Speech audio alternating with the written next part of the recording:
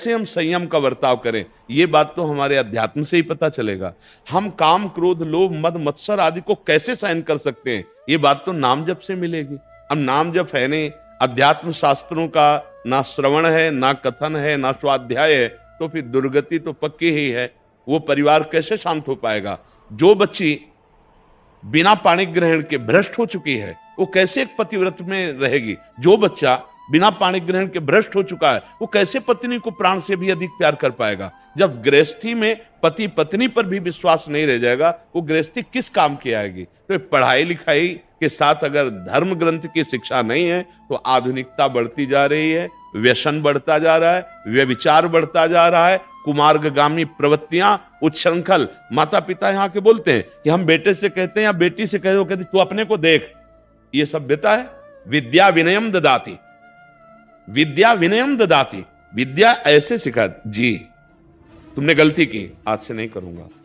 ये विनम्रता खो दी बच्चों ने, और वो विद्यालय जाते हैं और वो विद्या अध्ययन करते हैं। इसका मतलब हमारी विद्या में कमी है। जो अभी बीच में 2 अधिकारी, उत्तर प्रदेश के उच्च शिक्षा मंत्री और माध्यमिक, हाँ दोनों, उनसे यही प्रार्थना की थी कि, और उन्होंने पहले वाले ने लागू भी किया था कि 30 मिनट या 45 मिनट हमारे आध्यात्मिक शास्त्रों की चर्चा बच्चों को कराई जाएगी। हमारे पास आए जैसे 13 वर्ष का बच्चा है, अब वो गलत चेष्टाओं में बच्चों के साथ गलत क्रियाएं करने लगा। अब उसको खड़े होने में चक्कर आता है, क्योंकि बच्चे, उनको पता नहीं कि जो मैं क्रियाओं में उतर रहा हूं मेरा नाश करने वाली है। अगर आप आध्यात्मिक सूत्र उनको नहीं समझाएंगे कि ब्रह्मचर्य जीवन के लिए कितना आवश्यक है, ब्रह्मचर्य ध्यान करना नवीन अवस्था के लिए कितना नुकसानदायक है, वो कैसे चल पाएंगे? व्यसन नहीं करना चाहिए, वो कैसे चल पाएंगे बिना आध्यात्मिक शक्ति के? अब नाम जब चल रहा है, थोड़ी देर वैदिक सूत्रों का गायन हुआ, थोड़ी देर वैदिक सूत्रों की चर्चा हुई, तो इनकी श्रवण मात्र से बुद्धि पवित्र होगी, इनके पाप नष्ट होंगे, इनका हृदय निर्मल होगा। अब वो क्या परिणाम समझते नहीं माता पिता। जो वयोवृद्ध माता पिता का आदर नहीं करता है, वो चाहे जितना बड़ा पद में पहुंच जाए, वो कभी सुख शांति को प्राप्त होगा। पर अब उसको ये सिखाया ही नहीं गया ना, संस्कार ही नहीं दिए गए। संस्कार, एक गरीब किसान ने अपने बेटे को बहुत पढ़ाया, हमें कथा नहीं सुना रहे, मतलब स्थिति बता रहे, और वो न्याय विभाग में बड़ा अधिकारी बना। वो अपने मित्रों के साथ बैठे चाय पी रहा था, और वो गया, धोती, साधारण जूता, कुर्ता, गांव का किसान, ना वो उठा ना पैर छुआ। तो एक बार तो उसको लगा कि मेरा बेटा, फिर और उससे मित्रों ने पूछा कौन है? उनका हमारे घर का नौकर है। कदम पीछे किए और वापस लौट गया। जब वो गांव गए तो उनका पापा इज्जत बचाने के लिए कहना पड़ा कि तुम अपने मित्रों के सामने मुझे कह रहे हो कि मेरे घर का नौकर है।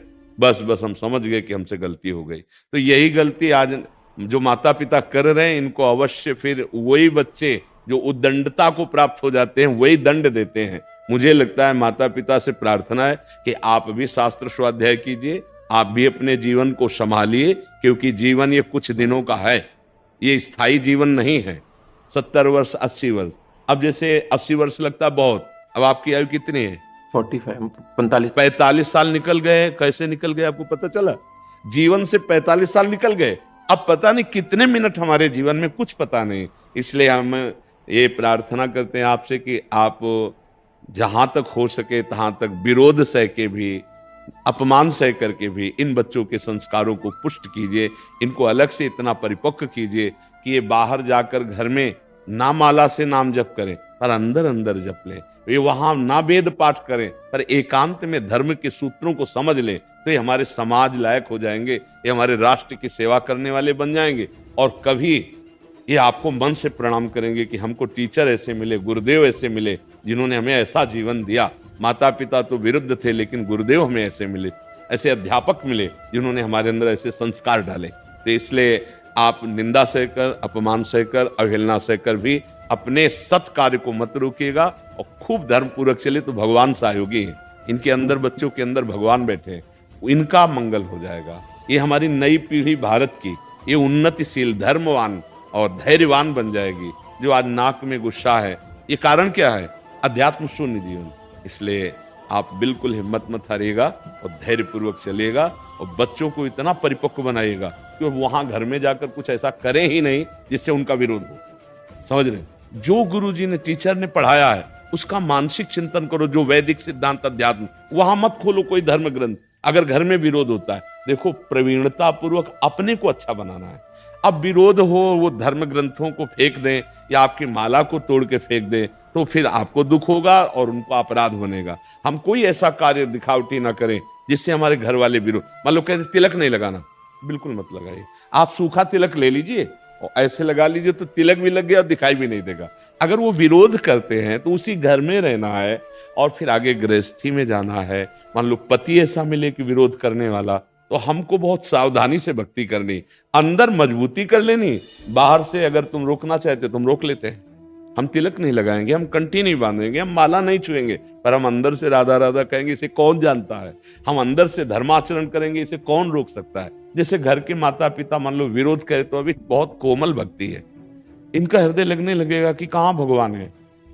जब हम नाम जप करते तो हमारे घर में ये अशांति और मुझे दंड मिल रहा है, तो मुझे सुख कौन देगा। कब राधा नाम सुख देगा, कब कृष्ण नाम सुख देगा। इसलिए अभी धैर्य पूर्वक, पौधा बहुत छोटा है, वही जब विशाल वटवृक्ष का रूप धारण करेगा तो हाथी भी नहीं नष्ट कर पाएगा। तो अभी बहुत छोटे बच्चे हो, वो अंदर से बलवान हो जाओ, अपने गुरुजनों की बात मानो, जो टीचर कहें उनकी आज्ञा में रहो। हम योग्य और अयोग्य, ये दोनों बातें अहंकार के अंतर्गत है। पहले स्वीकार करो कि हम प्रभु के हैं, अंश हैं, ये शरीर मैं नहीं हूं। योग्यता और अयोग्यता, आप शरीर और शरीर की क्रियाओं को लेकर बात कर रहे हैं। अभी हम शरीर में आ सकते हैं, अभी हम अंतःकरण में आ सकते हैं, अभी स्वभाव के द्वारा बर्ताव हो रहा है, अभी कर्ता और भोक्ता भाव है। इसी अज्ञान को मिटाने के लिए हर मंत्र, हर साधना है। समझ पा रहे हैं आप? हाँ, गर्भ में आप थे, आपको पता है कितना कष्ट था, आपको कुछ पता नहीं। बढ़िया है जो माया ने भुलवा दिया। नहीं, अगर कोई गाली देता और याद आ जाती तो जलन नहीं पैदा हो जाती। और अगर हमको सब बातें याद आ जाए तो हमारी अभी अभी बैठे बैठे जलने लगे। बड़ी कृपा कर रही माया, जो सब भुलवाती चली जा रही। पर एक बात ना भूले, राधा राधा राधा राधा राधा, हरि हरि हरि, शिव शिव। जो तुम्हें प्यार लगे, भगवान का नाम, जो भी तुम्हें भगवान का रूप, वही नाम जो प्यारा लगे उसी को जपो।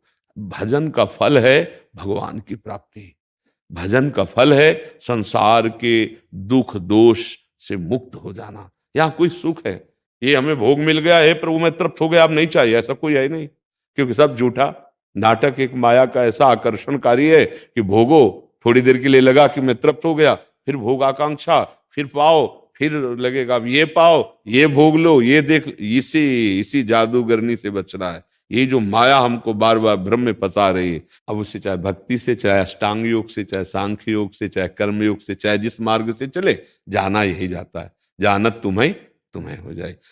और ये हम जरूर बता देते हैं कि तुम्हारी मृत्यु होनी नहीं है और ये कभी बचेगा नहीं।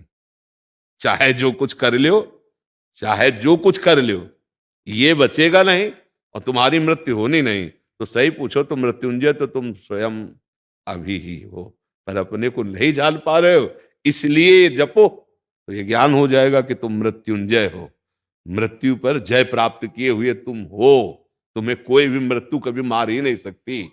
तुम मृत्यु की स्वयं मृत्यु हो, क्योंकि भ्रम ही मृत्यु है। किसको मरना है? अगर ऑपरेशन करके अभी बताएं तो किसी का मरना नहीं। देखो, अग्नि तत्व अग्नि में मिल गया, जल तत्व जल में मिल गया, पृथ्वी तत्व पृथ्वी में मिल गया, वायु वायु में मिल गया, आकाश शब्द गुण है वो अपने में मिल गया। और वो जब मिलते मिलते जाएंगे तो ब्रह्म में वो चले जाएंगे। आत्म तत्व निर्विकार सच्चिदानंद, किसी की मृत्यु नहीं हुई। सब परिवर्तन जो होना था उनका परिवर्तन हो। तो बोले फिर हम फंसे काहे में? इसी में फंस गए। परिवर्तनशील को अपना स्वरूप मान लिया। आप करो साधना, तो साधना से असाधन का त्याग हो जाएगा। और जहां साधना परिपक्व हुई तो ये बात पता चल जाएगी कि आप कौन हैं, आपका स्वरूप क्या, खत्म हो गए। चाहे समझाने से समझ लो, चाहे पढ़ के समझ लो, चाहे गुरुदेव की शरण में बैठ के समझ लो, समझना आप ही को है, किसी और को नहीं।